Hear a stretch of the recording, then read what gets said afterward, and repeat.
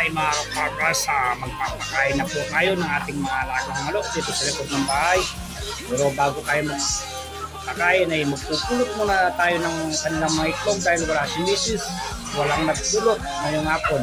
Pero kaninang umaga may umorder sa atin ng isang itlog, kaya isang tray na itlog, kaya binawasan ko na itong kanilang itlog ng isang tray dahil nga may umorder sa atin kaninang umaga.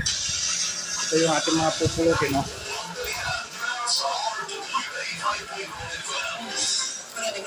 Central Luzon, Pilipinas at buong mundo. Umabot na sa 13 cases ng adverse coronavirus ang mga Naipon. bilang ang tatlong nasa Naipon yung kanilang itlog. cases ang kumpirmado sa Marami-rami tayong pupulutin mga kaparmas. probable cases. Ito na ang ika-apat na ulat hinggil sa outbreak na may kaugnay sa Pasensya na kayo mga kaparmas. Matapos ipaalam Walang umaawak sa ating cellphone kaya medyo magalaw. ang mga kaso ng malubhang respiratory illness sa batang MV Honduras. Mula nang muling ulat noong May 13, ang tatlong bagong kumpirmadong kaso ang may ulat mula sa Canada, Netherlands at Spain. Ang dating inconclusive case mula sa Estados Unidos ay napatunayang negatibo at tinanggal na sa galaan. Lahat ng kaso ay mula sa mga pasahero o crew ng naturang barko.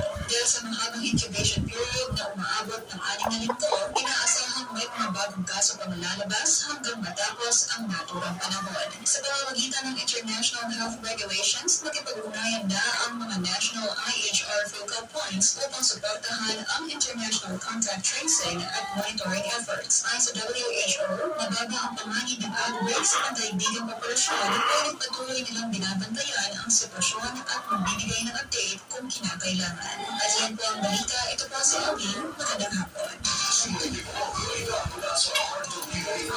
Sarap magpulot mga kaparmas. Sandali, naka-isang tray tayo. So may nakuha tayo isang jumbo. Ang laki. Problema, may damage yung jumbo ang nakuha natin. Order na po mga kaparmas. Ano? Siguro baka makakaalim na tray tayo mamaya mga kaparmas. Pero may bumili na kanina ng isang tray. Ito lang mga kaparmas. Order na.